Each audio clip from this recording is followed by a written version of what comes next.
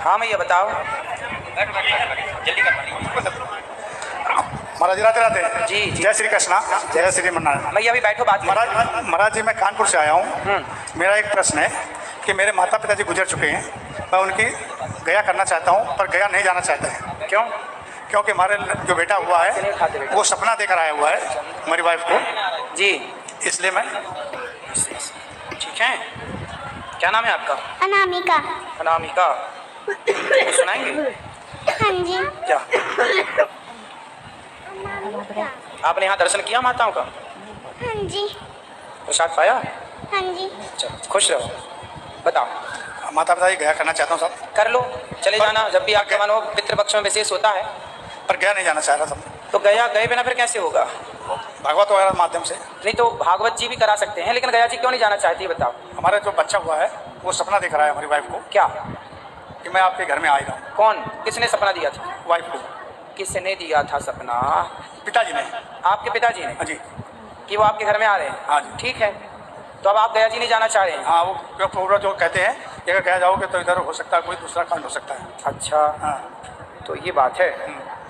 तो ठीक है, भागवत जी के पाठ करवा लो, भागवत जी इत्यादि सुन लो। अच्छा, पर उनकी फोटो भी नहीं हमारे पास। किसकी? पिताजी की। माता जी की तो है। पिताजी की क्यों नहीं है फोटो? बहुत पहले गुजर चुके हैं मतलब। अच्छा, तो कोई बात नहीं, फोटो नहीं है तो क्या हुआ? फिर कैसे हो सकता गया जी?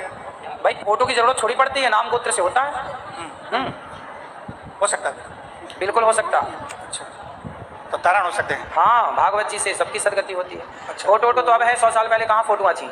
सबका होता था संकल्प गोत्र नाम से होता है, नाम गोत्र से, बाकी सब सही है। चलो। तो नहीं, माता जी से फोटो है उसमें क्या लिख कर गोत्र वगैरह लिख रखा? हाँ हाँ, गोत्र ही चलता है। अच्छा, और बस इनको दो, बैठिए। राधे राधे गुरुजी। पिताजी तो नहीं है, मेरे मामा ने मेरी बचपन से परवरिश की है और मेरी मम्मी मामा के साथ नहीं रहती थी। और जब ये मेरी नौकरी लगी तो मेरी सिर्फ एक दिन की खुशी रही नौकरी लगने की। उसके बाद से तो मेरी लाइफ एकदम बिगड़ चुकी थी, क्योंकि हरदम प्रॉब्लम क्रिएट इसलिए हुआ कि इस लड़की का रिश्ता आ रहा है, इस लड़की का रिश्ता आ रहा है। और मेरा कहना एक था कि दहेज लेके शादी नहीं करनी है, क्योंकि मेरी मम्मी विडो है, मतलब विधवा है। हाँ। क्योंकि बाद में ऐसा होता है ना सर महाराज की जो लड़की दहेज लेके आती है वो घर में सुख शांति तो बिल्कुल गड़बड़ा देती है। मैं इस बहुत लोगों को देखा है और मेरे सामने काम करने वाले काफ़ी लोग हैं। सही है। जिनके सामने हरदम आए दिन होता है कि उनका तलाक है, ये है, डिवोर्स है, कोर्ट में जाना है, ये सब चीज़ से मैं बहुत दूर रहना चाहता था। लेकिन फिर भी गुरुजी मेरे सामने ऐसा हुआ कि मेरे घर वाले, मतलब मेरी मम्मी को तो मैंने 2021 में आपके पास लाया भी था, लेकिन उस समय एक्चुअली मेरा बेड लक बोलो कि उस समय भी आप उस कथे में ये बोल रहे थे बच्चों को अपने माता पिता के अनुसार ही काम करना चाहिए।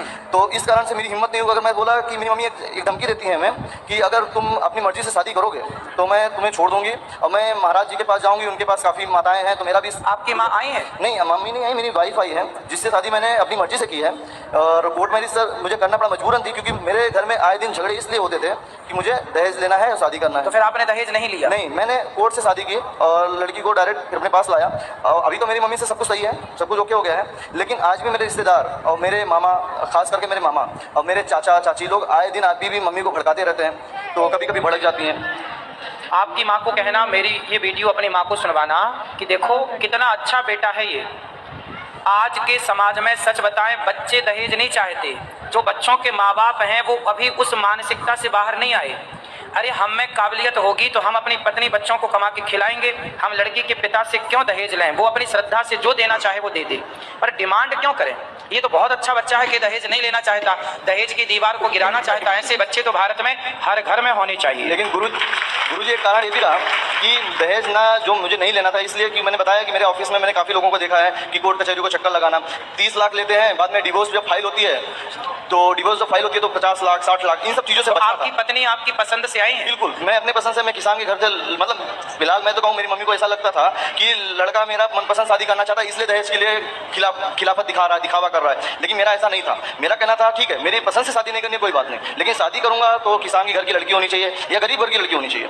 जो मेरा कहने का मतलब गुरुजी इसलिए था क्योंकि मेरी मम्मी को आज मान लो दहेज दे दिया और कल को ऐसा होता था, ज़्यादातर तो यही होता है ना, दहेज लेके आएंगे 2 महीने 3 महीने तक लड़कियां अच्छे से रहती हैं, उसके बाद में फिर अपने रंग रूप दिखाना चालू कर देती हैं। बिल्कुल सही है गुरुजी, इसलिए ही मैंने ऐसा किया, क्योंकि अगर मान लीजिए आज चलो दहेज मैंने मम्मी के कहने पे ले लिया, मम्मी को खुश करने के लिए। सही है। अब बाद में क्या होता है कि मम्मी को ही नाराजगी होती है, मेरी बहुत ऐसा कर रही है, मेरी बहुत। बिल्कुल बिल्कुल। तो ये अपनी सास का पूरा ख्याल रखती हैं? बिल्कुल गुरुजी, मैंने मतलब अपने मुंह से बोल ही नहीं सकता, वो तो मेरी मम्मी कभी आएंगे तो मैं जरूर आपसे मिलाऊंगा।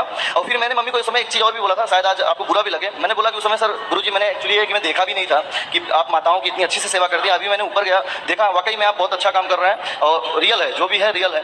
तो उस समय मम्मी को ये बोलता था, जो आप देख रही हो ना, ऐसा होता नहीं है कहीं पे, तुमको जाना है बिल्कुल चले जाओ, लेकिन मेरी थोड़ी बदनामी होगी, लेकिन आप चले जाओ, बाद में आपको पता चल जाएगा कि बेटा बेटा होता है। फिर भी वो धमकी आज भी ऐसा है कि जैसे चाचा चाची हैं जो भड़काते हैं, तो मम्मी आज भी